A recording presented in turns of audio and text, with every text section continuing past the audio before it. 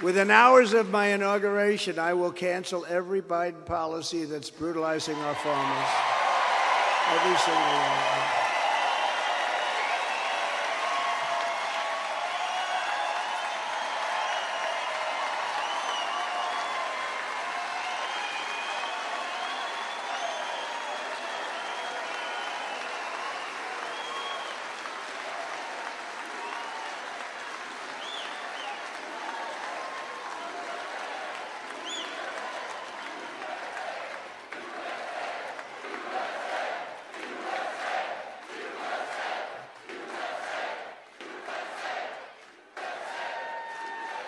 Thank you.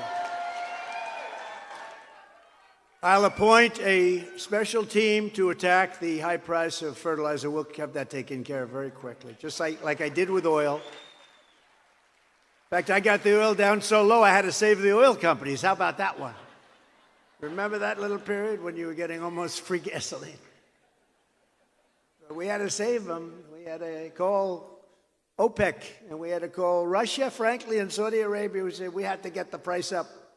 But we saved all those companies. We got the price down to tremendously low numbers, and this country was right. We've never had an economy like we had. And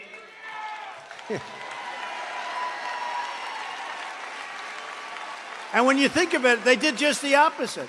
What caused inflation? The oil price. The oil, energy. Energy became so ridiculously expensive, it drove everything up. Now everything is inflated. Now it's more than just energy. But we'll get it down. We're going to get it down. We'll get it down fast. And I'll tell other countries where we spend billions and billions of dollars on military protection. I've said this during my 4 years. I'd meet with these countries. I say, they would come in to thank me for the protection we give. I say, where do you buy most of your products? Sir, we buy mostly from China. Oh, that's nice. Well, you're going to buy from us from now on, or we're not protecting you anymore. Everyone thought that was terrible.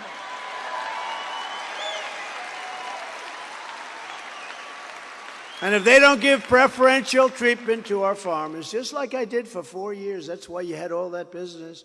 The troops are packing up and they're going to be coming home. And I tell them that, and there's nothing. Some people said, that's very tough, sir. I had one gentleman, a prime minister from a certain country. I said, where do you buy your military equipment? Sir, we buy it from China.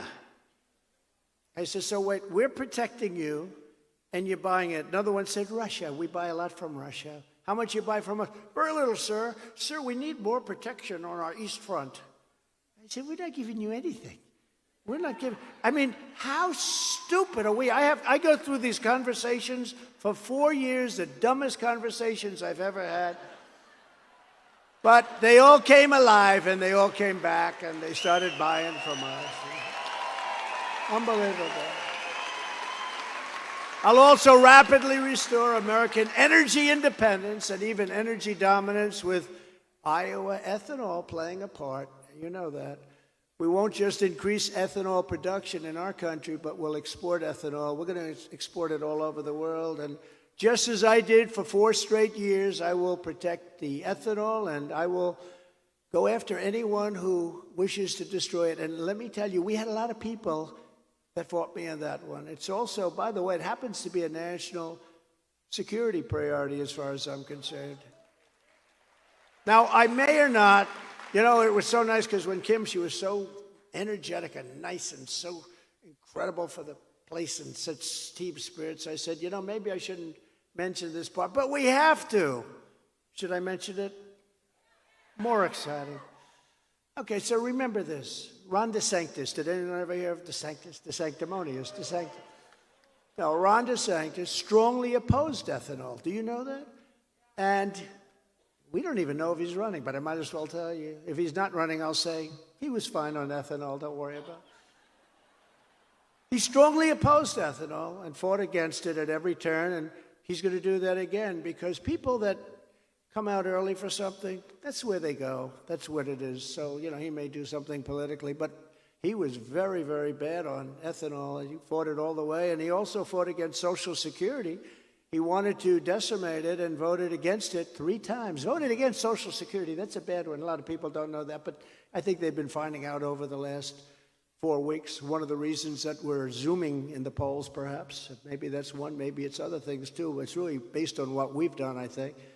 And on Social Security, well, we're at it. He wanted the minimum retirement age to be lifted to people that are 70 years old, a substantial increase over what it is right now. That's a big increase. And he also voted to severely cut Medicare. I will not be cutting Medicare, and I will not be cutting Social Security. We're leaving the age where it is.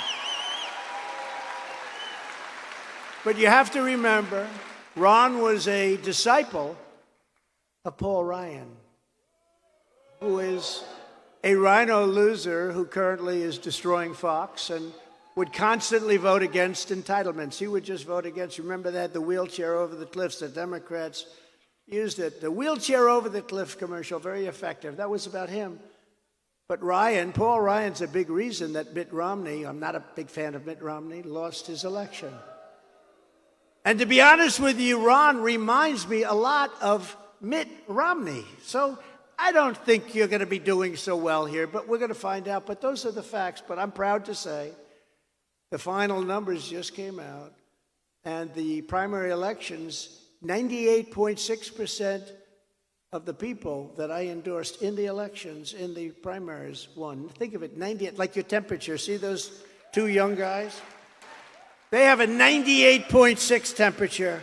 Everyone else in the room, it could be different. Who the hell knows? But they're young. They got 98.6. So it's easy to remember. 98.6% of the people I endorsed won in the primaries. And what you never hear from the fake news media, I endorsed 253 people, and of the 253 people I endorsed in the midterm elections, 233 won. So I was 233 wins and 20 losses.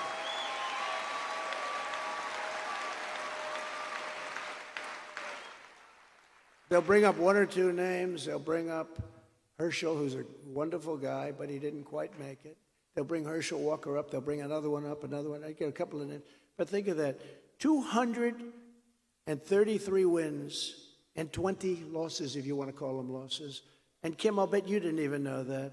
And then you hear the fake news saying, oh, he didn't do so well in the midterms. I did well. The party didn't do that well because we have people like Mitch McConnell and others that didn't allow them to do well. But nobody wants to mention it, so you know what I say? If nobody's going to mention it yourself, these kids. Because if nobody else is going to toot your horn, toot your own horn, and just let it out there. But that's pretty good, right? 233 out of 253. As the publication, Town Hall publication, good publication, said, every single time that Donald Trump has been on the ballot, Republicans either held the majority, like in 2016, or gained seats, like in 2020. The same individuals who want to blame him for losing the Senate in 2020, it was not my fault. I had a lot of good people got in because of me, like North Carolina, Ted Budd, like so many others. We had a lot of them, including some sitting senators that were in big trouble. But they want to blame him for losing the Senate in 2022.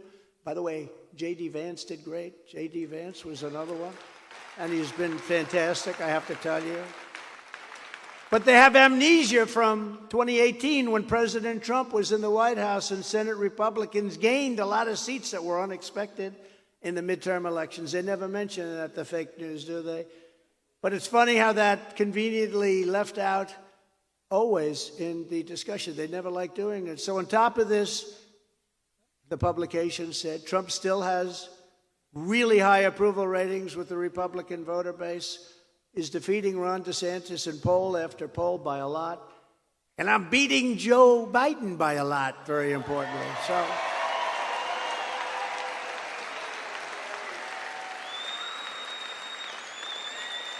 but you don't hear that from the media, sometimes referred to as the fake news media, so I'm telling it to you. That's the facts.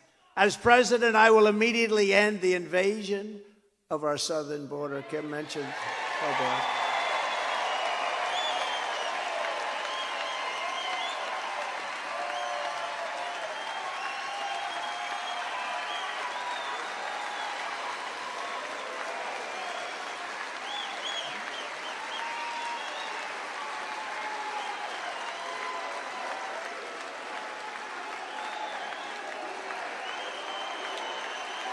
A lot of people in here. There's a lot of people in here. I ask people, by the way, we have these rallies, and this isn't a rally. This is different than a rally. We'll be back for a rally soon. It's a little too cold outside.